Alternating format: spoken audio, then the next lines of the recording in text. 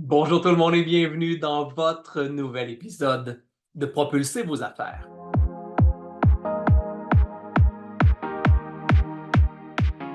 Cette semaine, nous rencontrons pour une seconde fois un homme amical et enjoué qui consacre sa vie à se raconter des histoires. Son moteur d'action, créer des liens de confiance entre vous, vos clients et vos partenaires. C'est un homme généreux, c'est un homme dynamique pour qui justement raconter des histoires est devenu son véritable métier. Il est conférencier, formateur, coach en storytelling et en prise de parole. Veuillez accueillir mon ami, mon collègue, André Hamilton.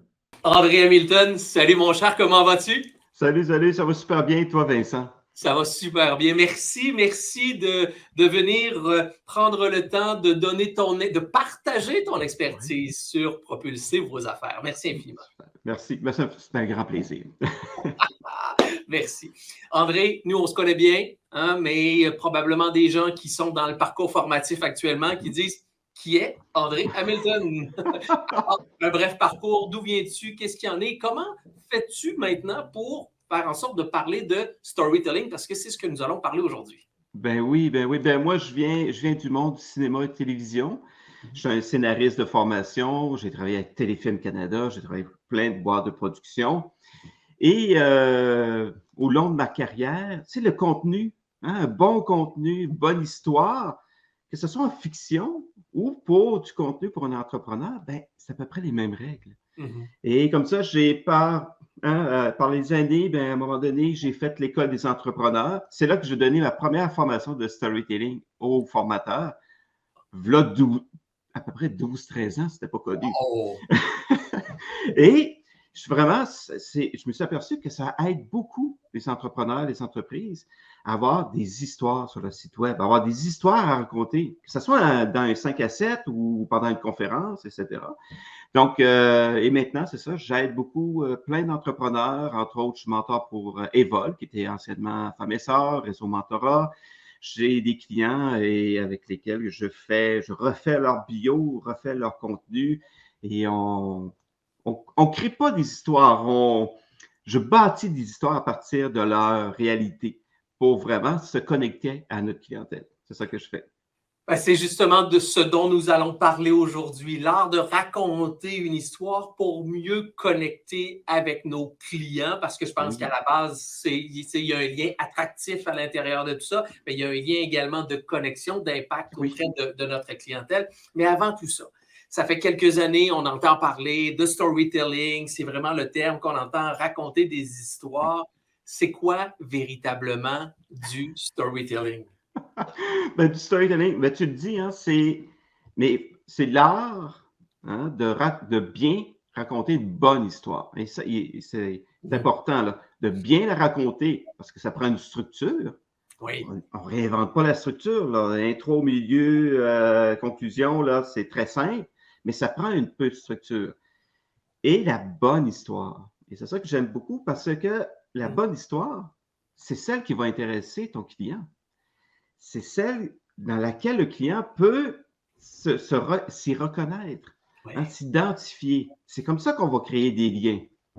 Et c'est pour ça que je dis souvent, c'est important de savoir à qui on parle. C'est important de savoir de bien définir notre clientèle. Parce que Absolument. ben, pour une histoire, c'est la même chose. Je présume qu'on ne racontera pas la même histoire à un type de clientèle versus un autre type de clientèle, sans nécessairement s'inventer des histoires ou s'inventer une vie comme entrepreneur, comme travailleur autonome, mais on ne la proposera pas dans le même angle ou sous la même perspective. Absolument. Ben, on va l'adapter. Hein, C'est je ça. veux dire, si on parle à des, je sais pas moi, ma clientèle, c'est des 50 ans et plus, mais c'est pas les mêmes valeurs, c'est pas les mêmes problèmes qu'ils vivent si ta clientèle plus jeune. Moi, je travaille avec un centre d'escalade. Ben là, Oui. c'est des 18-25. Ben, c'est pas le même ton. Et puis, c'est pas non plus, ça sera pas non plus la même plateforme. Hein. Ça va peut-être être plus TikTok, Instagram, vidéo. Donc, on change le contenant. Puis on adapte le contenu, ça c'est certain. Je vais te raconter une petite histoire, si tu me plais. Donc, pourquoi pas? Tu sais, c'est vraiment une histoire qui m'est arrivée dernièrement et comme client, comment je me suis senti connecté ou pas. je suis en train de rénover la maison. Donc, je donne un petit coup de jeune, peinturer l'extérieur et tout ça. Donc, je fais venir 2 compagnies. Première compagnie, le monsieur, il a l'air vraiment de, un gars de réno, de construction et tout ça. Son histoire qu'il m'a racontée, il m'a dit, ben, nous, on est installés depuis tant de temps, on fait les gros centres d'achat, puis j'attends d'avoir le gros contrat de centre d'achat. C'est pas une histoire qui m'a touché, ça.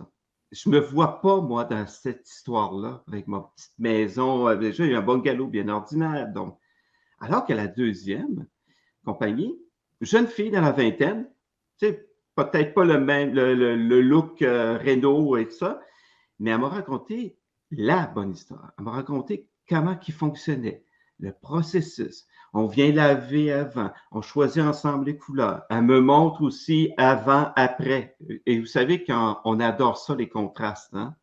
En storytelling, c'est beaucoup ça, hein, les contrastes. Hein? Donc, tu sais, je m'imagine, elle a dit, on arrive avec l'équipe, on peinture telle partie, on et là, c'est fini, on revient.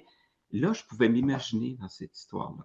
Donc, c'est celle que c'est cette compagnie-là, parce que j'ai connecté, je me suis retrouvé. Et justement, je trouve ça intéressant parce que là, j'ai deux choses qui se bousculent dans ma tête avant qu'on arrive à cette structure-là, parce que je veux qu'on en vienne.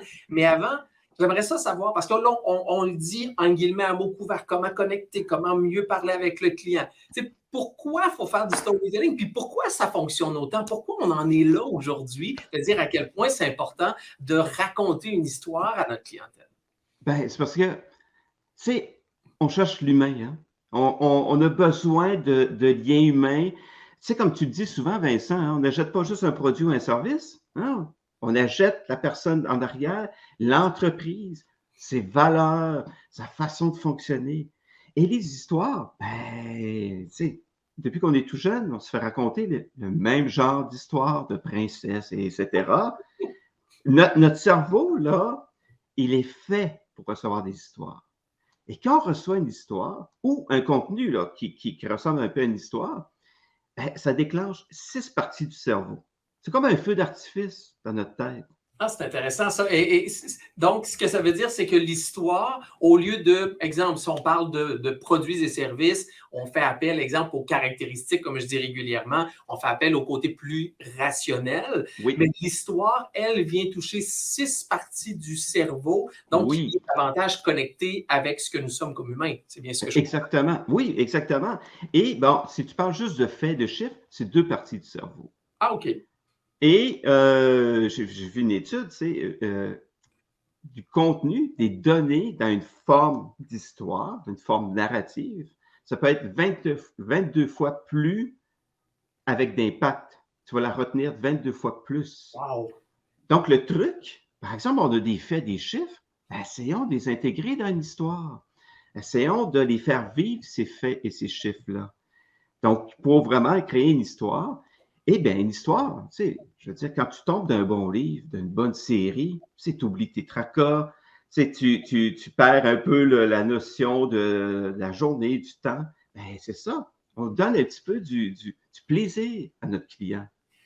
Et c'est souvent ce que je dis, comme client que nous sommes ou que les clients que nous avons, on va tous aller connecter majoritairement du côté émotif. Oui, Notre côté émotif, c'est lui qui encline, qui génère notre décision. Oui, on va aller rationaliser le tout, mais le décideur, véritablement, c'est les émotions. Et c'est la raison pour laquelle souvent, il faut apprendre à aller au-delà des besoins pour aller toucher davantage le côté émotif, parce qu'une transaction commerciale, c'est 80% psychologique et émotif et 20% technique. Donc, c'est là où absolument. l'histoire vient connecter avec ce côté émotif-là. Et comme tu le dis si bien, ben, depuis qu'on est jeune, qu'on connecte avec l'histoire, et même encore aujourd'hui, combien de fois qu'on va aller écouter un film, on va suivre une série, on est captivé par C'est l'histoire ça. qui amène une certaine impact. Donc, c'est un peu le même principe. Ce qu'on veut, c'est faire en sorte que le client soit avec nous dans notre histoire pour être en mesure d'avancer et de développer une relation gagnant-gagnant et faire en sorte que C'est ces ça. clients deviennent fidèles avec nous. Donc, c'est vraiment pour ça que maintenant l'histoire est devenue aussi importante au niveau commercial parce qu'elle ne l'était pas tant que ça auparavant. On n'avait pas ce volet-là auparavant. Oui, exactement. Et comme tu disais, si disons que c'était juste comme, par exemple, une voiture, hein, le besoin de de déplacer, ben, ça serait comme au début avec la Ford T, tous des modèles noirs, mais c'est pas ça. C'est la couleur, c'est ce que l'objet ou le produit a comme caractéristique psychologique. Hein? Qu'est-ce qui va Qui nous font autour? ressentir. Qu'est-ce que ça nous fait ressentir, donc? Ben oui, bien Et oui. ça s'applique à tout type de produit ou service, André? Ben, mon Dieu, je pense bien que oui.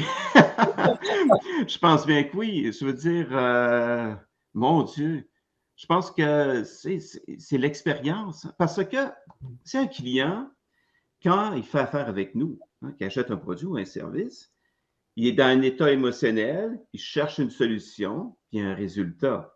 Ouais. Et souvent, l'état émotionnel au début, hein, je ne sais pas, il est stressé, il manque quelque chose, il est frustré. Et à la fin, grâce à notre produit ou notre service, il revient serein, il a trouvé la solution, etc. Moi, je pense que tous les services et tous les produits, c'est certain qu'il y a peut-être des trucs qui sont un peu plus durs à vendre, mais même là, je Donc, sais. mais même là, derrière tout produit, derrière tout service, derrière tout entrepreneur, derrière tout individu, il y a toujours une histoire. On a Absolument. notre propre histoire. Ah oui, absolument. Oui, puis c'est intéressant parce que c'est une bonne histoire. Toute bonne histoire, c'est une histoire de transformation. Tout à fait. Et puis l'image que moi qui me parle beaucoup, c'est le papillon, hein, qui Ouais. est de la lave à la chrysalide et au papillon et tout ça. Et c'est un peu ça notre client qui va vivre, hein, en utilisant notre produit ou service. Et nous, ben, pourquoi pas écrire une petite histoire, comment notre client pourrait trouver la solution avec notre produit. C'est un peu ça. Tu sais, puis on peut faire plusieurs histoires comme ça, là. Bref, tout est prétexte à une histoire. Tout est prétexte à raconter quelque chose. Tout est prétexte entre guillemets, mettre en scène pour Oui, faire en sorte d'avoir une meilleure connexion avec nos clients et à l'ultime, on va dire les vraies affaires, à l'ultime, que ce client-là devienne un client fidèle et qu'il consomme oui, chez nous et qu'il parle de nous positivement. absolument. Allons-y, là. C'est quoi la structure idéale d'une bonne histoire? C'est quoi les éléments importants qu'on ne peut pas contourner dans le fait de raconter une histoire? Ben, il y a, comme je disais, la structure classique, hein. Ça Ouais. vient de Platon, d'Aristote et tout ça. Mais ce qui est important, c'est une accroche. OK. C'est quelque chose qui, parce qu'avec hein, la multitude des plateformes, du contenu, ça prend quelque chose qui va nous accrocher. Ça peut Ouais. être un bon titre, une photo qui parle, quelque chose, là, tu sais, tantôt je parlais de chiffres, mais si c'est un chiffre énorme, ça peut, tu Ouais. sais, m'intéresser, m'accrocher. Et la curiosité, là, faire en sorte Et que les gens ont envie d'en savoir davantage. oui, exactement. Et puis en passant, je vous donne un petit truc.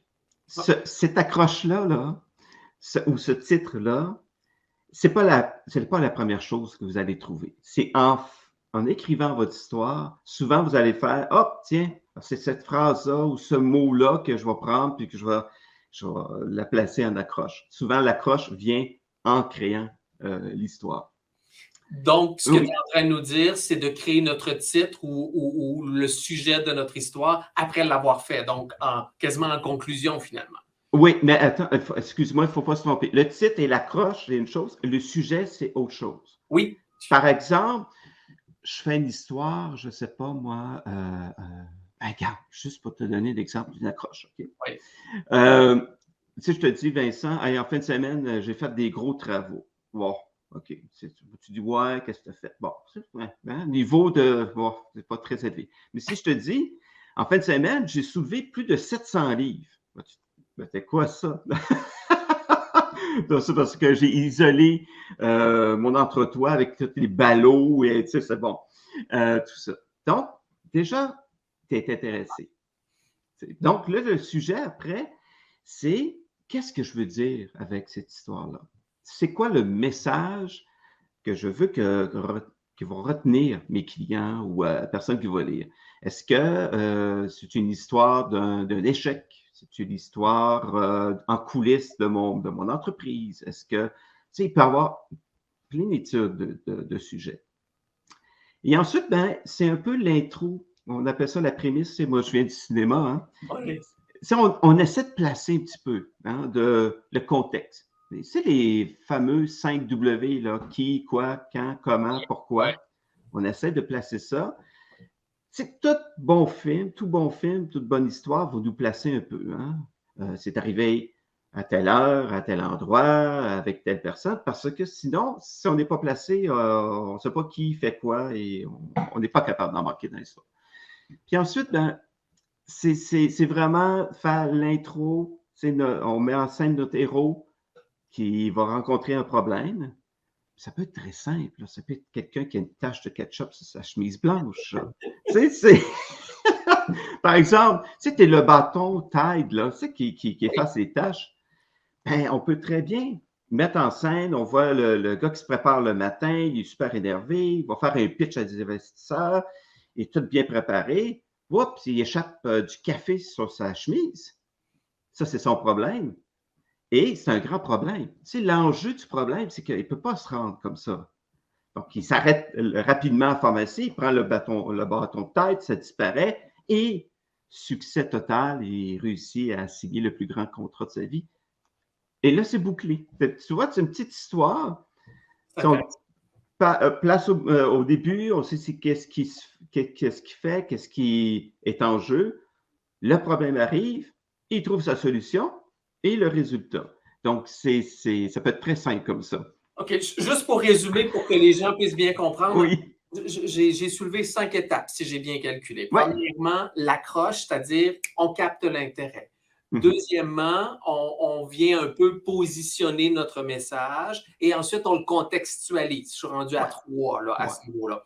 Mhm. Ensuite, on a le problème, puis ensuite, on a le résultat. Donc, exactement. C'est pas mal ça, les 5 éléments les plus importants d'une histoire et d'être capable de raconter et de le bâtir de cette façon-là.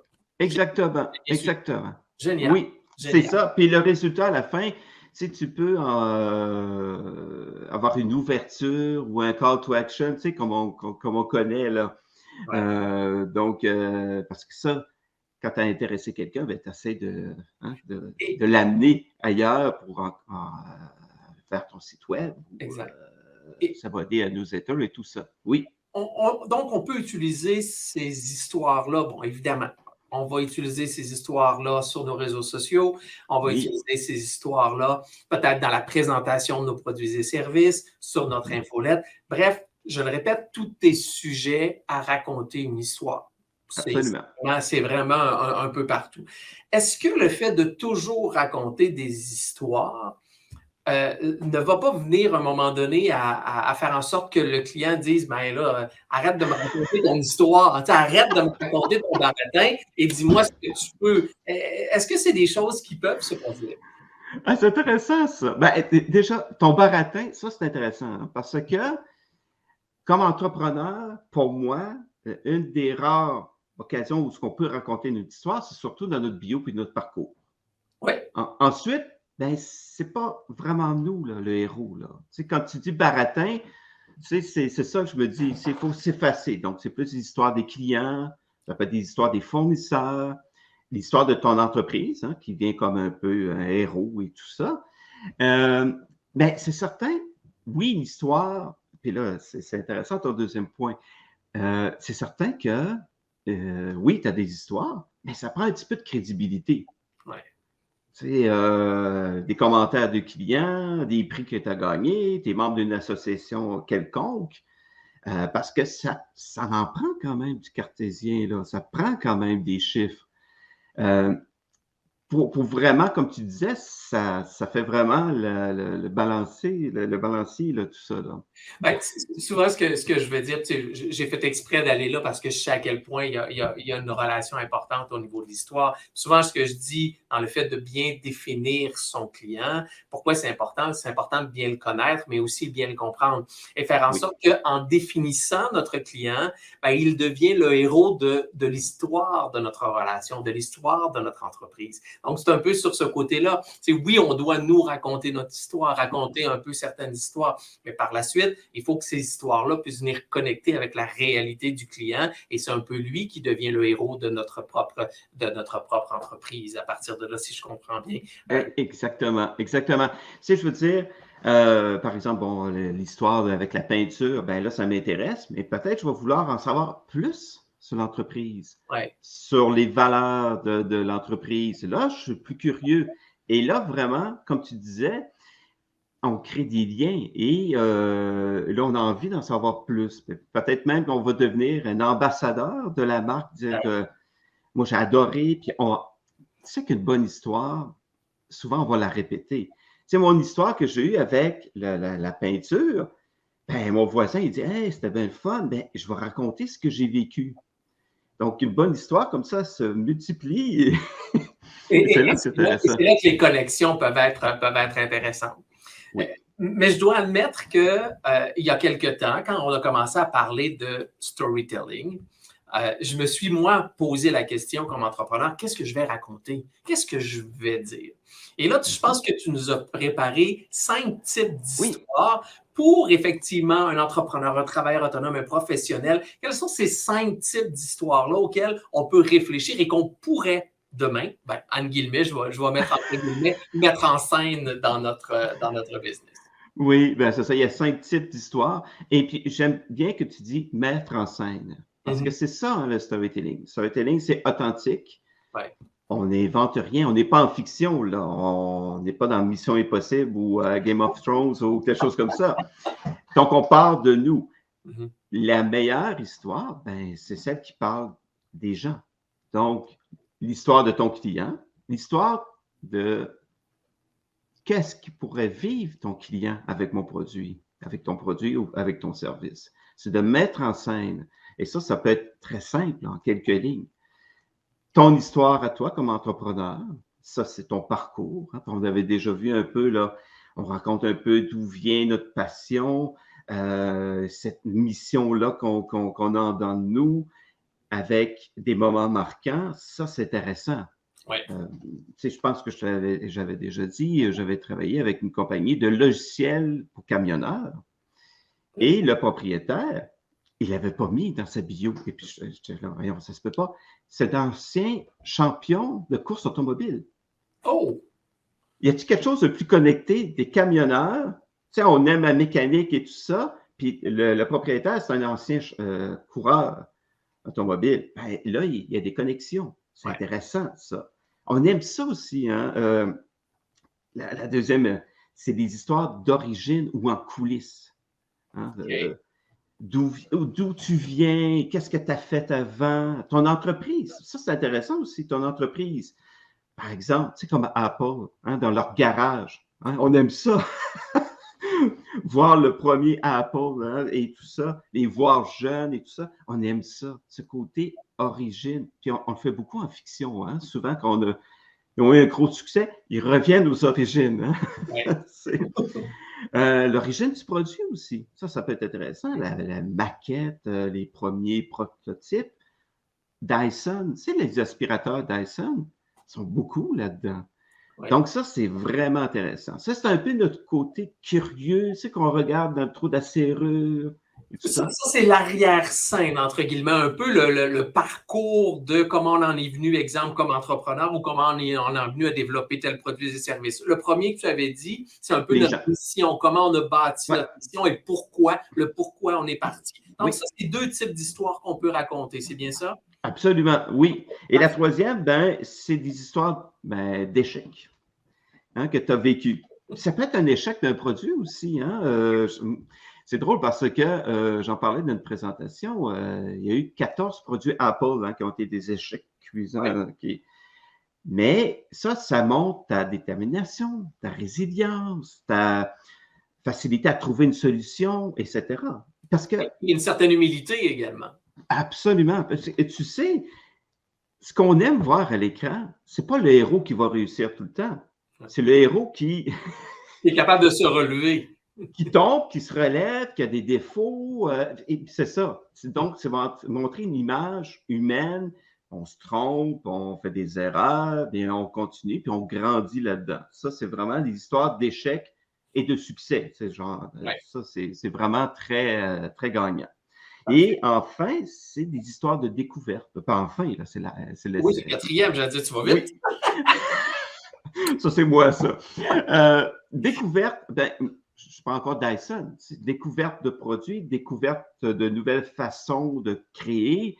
Ça, c'est vraiment, puis ça peut être dans ton processus de fabrication, nouvelle façon plus, je sais pas, moins, qui demande moins d'énergie, qui est plus écologique. Et puis ça peut être au niveau personnel aussi. Par exemple, je sais pas, moi, tu as fait des voyages et tu as découvert, je sais pas, de nouvelles façons de faire, un nouveau produit que tu as ramené ici ou tu as étudié ailleurs. Tu sais, c'est de découverte. Ça, c'est vraiment intéressant aussi. Ça peut même être simplement une découverte qu'on a fait, un nouveau livre qui nous permet de réfléchir différemment sur notre propre entreprise ou sur notre propre produit, sur notre propre service. Exactement. Puis Ou à la aussi, limite sur notre propre client. absolument, oui. Parce que tu sais, ouais, c'est vraiment intéressant. Tu l'amènes encore plus loin Oui, parce que ça montre un peu notre évolution aussi. tout à fait. Tu sais, notre façon de faire, notre façon de produire, notre façon de parler avec les clients, ça pourrait être très intéressant de dire, bon, ben maintenant, on a changé notre façon de vous répondre ou c'est la découverte. Wow, c'est cool. OK. Donc, juste pour ramener. Le premier, c'était un peu notre raison d'être, notre Ben, pourquoi. les gens, ouais, C'est ça, là, notre histoire là-dessus. Deux, l'origine, notre origine, d'où on vient, c'est quoi notre parcours, mais aussi le parcours ou l'origine de nos produits ou de nos services. Bref, un côté évolution derrière celui-là. Le troisième, c'est celle qu'on est toujours habitué, c'est-à-dire les échecs et ou les succès. Parce que des fois, un échec peut mener au succès, des fois, un succès peut mener à un échec, des fois, on apprend d'un succès, des fois, on apprend d'un échec. Bref, ça, c'est exactement. le troisième. Et le quatrième, c'est le sens de la découverte. Il y a quelque chose qui vient d'apparaître, qu'on peut raconter une histoire sur comment c'est apparu et pourquoi on a l'impression que c'est une découverte. Donc, on en a quatre. Le cinquième type d'histoire. Ben, c'est nos valeurs. C'est des histoires qui vont mettre à l'avant nos valeurs. OK. C'est drôle parce que je travaillais avec un centre d'escalade et il disait que les clients venaient puis ils restaient. Hein, ils restaient souvent prendre un café et tout ça. Puis ça fait partie des valeurs de l'entreprise, de créer une atmosphère amicale, de communauté et tout ça. Donc, tu sais, dans le fond, ce client-là, il a juste à raconter comment les clients se sentent bien et ça met de l'avant les valeurs. C'est des valeurs intrinsèques de l'entreprise. Donc, ça, c'est vraiment intéressant aussi pour mettre en valeur nos valeurs. Oui, Mais je trouve ça important parce que d'ailleurs, dans le programme Propulser vos affaires, ça fait partie du premier pilier, du premier module qui est effectivement prendre le temps de découvrir nos valeurs. Et ce que je dis souvent, c'est que nos valeurs, c'est eux qui rassemblent. C'est grâce à ces valeurs-là qu'on rassemble. Donc, encore une fois, le storytelling, ce qu'on veut, c'est connecter avec les gens, c'est rassembler. Il n'y a rien de mieux que de mettre les valeurs au cœur de notre histoire pour venir rassembler, pour mieux connecter avec nos clients et surtout développer de meilleures relations à long terme. absolument. On le souhaite profitable également. Donc, je vais les répéter encore, les 5, pour être certain que tout le monde puisse bien les avoir pris en note. Bon, la première, c'est notre pourquoi, notre mission. Encore une fois, fait partie du premier module. C'est quoi notre mission? C'est quoi notre raison d'être? Et on peut expliquer, bâtir une histoire sur cette raison d'être-là, d'où elle vient. Ensuite, 2, l'origine derrière cette mission-là, c'est quoi notre parcours? Pourquoi on en est venu là? Ou derrière les produits et services, pourquoi on a pris ce chemin-là pour se rendre où on en est rendu aujourd'hui? Troisième, les échecs ou les succès. Bref, qu'est-ce qui est arrivé? Peut-être que dans l'origine, il y a eu des échecs. Peut-être que dans l'origine, il y a eu des succès. Bref, qu'est-ce qui a été mis en place? Donc, de raconter une histoire par rapport à différents succès ou à différents échecs qu'on a pu rencontrer. Le quatrième point, qui est le volet plus découverte. Donc, Ouais, on a découvert quelque chose. Comme on disait tout à l'heure, on a découvert quelque chose sur notre entreprise, sur soi, sur la clientèle, avec un nouveau livre. Bref, un enseignement qui démontre une volonté de grandir. Et le dernier, bien évidemment, celui qu'on voilà. vient de mentionner, de travailler sur nos valeurs. Donc, de raconter une histoire au niveau de nos valeur. Oui. Super, super intéressant, ce storytelling-là, et on le répète, qui vient connecter avec les gens. On entend souvent dire, André, et tu l'as utilisé également, puis j'aimerais ça t'entendre là-dessus, le principe du héros. Parce que, bon, évidemment, Oui. dans n'importe quelle histoire, on a toujours un peu ce héros-là, hein, tu sais, qu'il y a quelque part un héros peut-être qui sommeille en dedans de chacun de nous, et c'est en regardant des films peut-être de super-héros qu'on l'allume ou qu'on le réveille différemment. Oui. Bref, en affaires, le rôle du héros, il est où? C'est quoi un bon héros? Un bon héros, ça dit bien ça? Un bon héros en affaires? Ouais. Ben, souvent, c'est notre client. Comme je disais, ben, comme tu dis toujours, c'est le client, mais un client ordinaire. Tu sais, je veux dire, quelqu'un qui est monsieur et madame tout le monde, et même l'entrepreneur, tu sais, on essaie de le plus ordinaire possible. Tu sais, on peut penser à un Tom Hanks. Hein, tu sais, Tom Hanks, Ouais. je trouve qu'il est le héros américain par excellence. Quelqu'un qui a des défauts, quelqu'un qui est vulnérable, quelqu'un qui se trompe, qui doute, etc. Ça, c'est intéressant parce qu'on va pouvoir s'identifier. Et c'est drôle parce que si tantôt tu disais adapter nos histoires à notre clientèle, c'est certain que, je ne sais pas, moi je vends des piscines, ma clientèle c'est des 50 ans et plus, ben, il va falloir que le héros soit souvent un client d'une cinquantaine, puis qu'on le met dans une situation, parce que souvent c'est ça, hein? Ben oui. C'est un héros ordinaire qui rencontre un problème extraordinaire. C'est souvent comme ça, les films. Hein? Mhm. Et c'est par ces problèmes, ces défis-là, qui va se découvrir des qualités, des aptitudes, oui, etc. Mais c'est vraiment le plus ordinaire possible. Et je vais faire une parenthèse, c'est intéressant parce que c'est aussi en fiction, on a le spécialiste, hein, le Sherlock Holmes, hein, tu sais, Oui, qui a réponse à tout, James Bond. Mais maintenant, même aujourd'hui, ils sont plus aussi parfaits, là, hein. Ils tout à fait. doutent, ils tombent en amour, ils font des gaffes, etc. Et c'est intéressant parce que j'ai travaillé avec une entreprise dans le domaine de la santé. Elle disait, mais nous, on a juste des chirurgiens, c'est des gens qui sont spécialistes. Mais j'ai dit, il n'y a pas une histoire où, à un moment donné, on fait face à une nouvelle maladie ou une nouvelle bactérie et que là, leur statut de spécialiste, whoop, ils redeviennent un peu un néophyte. Ils doivent réapprendre quelque chose de nouveau. Donc là, ils sont beaucoup plus intéressants comme personnages. Parce que spécialiste, c'est moins intéressant.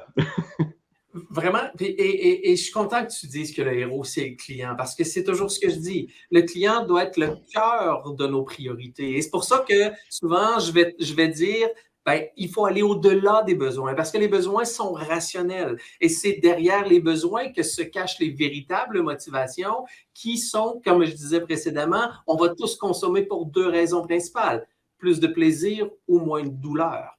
Et c'est là Exactement. où on peut venir connecter davantage avec le client. On parle de vulnérabilité, on parle, c'est quoi les enjeux, c'est quoi les défis de nos clients, c'est quoi les aspirations, c'est quoi les rêves de nos clients. Et c'est Mhm. derrière ça qu'on est en mesure d'aller connecter davantage. Et c'est là où l'outil du storytelling, l'outil de l'art de raconter une bonne histoire va nous permettre de connecter davantage avec notre client, à développer des relations beaucoup plus solides, à développer des relations beaucoup plus profitables. Donc, Oui, pour raconter une bonne histoire, tout ce que tu nous as dit, c'est extrêmement important. Mais je le répète, je pense qu'au préalable, il faut savoir à qui on parle. C'est absolument. vraiment important de savoir à qui on parle dans notre organisation. Parce que, comme tu le dis, si on parle à des gens de 50 ans et plus, comme à quelqu'un de un adolescent, ben, évidemment, il y aura un écart de langage et il y aura probablement une perte de connexion qui peut. Absolument, absolument. Parce que dans le fond, hein, une histoire, c'est problème, solution, résultat. Hein, c'est Exact. ça. Quelqu'un qui fait face à un problème, qui cherche une solution, puis qui arrive à un certain résultat. Tu sais, dans les films, c'est juste ça, là. Mais des dizaines de fois. Tu sais, je veux dire, bon, ils trouvent une bonne solution, mais ça ne tombe pas, ben, etc. Mais c'est ça. Mais c'est quoi le problème de mon client? C'est là. C'est quoi la meilleure solution? Puis là, il peut avoir plusieurs problèmes. Et il peut avoir plusieurs solutions. Et comment il va se sentir? Et ça, je trouve que c'est intéressant. Son état émotionnel, Ouais. avant et après. Tu sais, il sent, je sais pas, il sent moche avec ses vêtements, mais à la fin, il sent. Et là, c'est pas juste que c'est des vêtements en bambou écolo, là. Oui, Ben, c'est intéressant, mais, Intéressant, c'est vrai.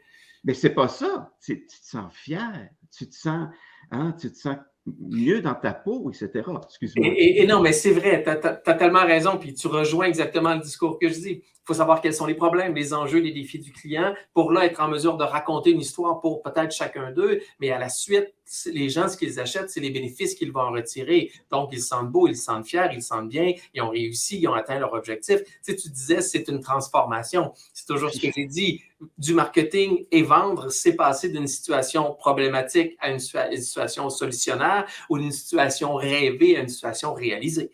Bref, et là, l'histoire devient un moteur d'action incroyable pour permettre, encore une fois, de mieux connecter et surtout de mieux convertir. Parce qu'à l'ultime, on est en affaires, on veut convertir avec ces clients-là pour qu'ils puissent consommer davantage nos produits. Exactement. Dans le fond, c'est ça, hein, c'est de mettre en scène ces problèmes, ces enjeux-là de nos clients, et on la met dans une forme narrative intéressante, attrayante, et que ce soit de l'écrit, que ce soit de la vidéo, que ce soit à l'oral.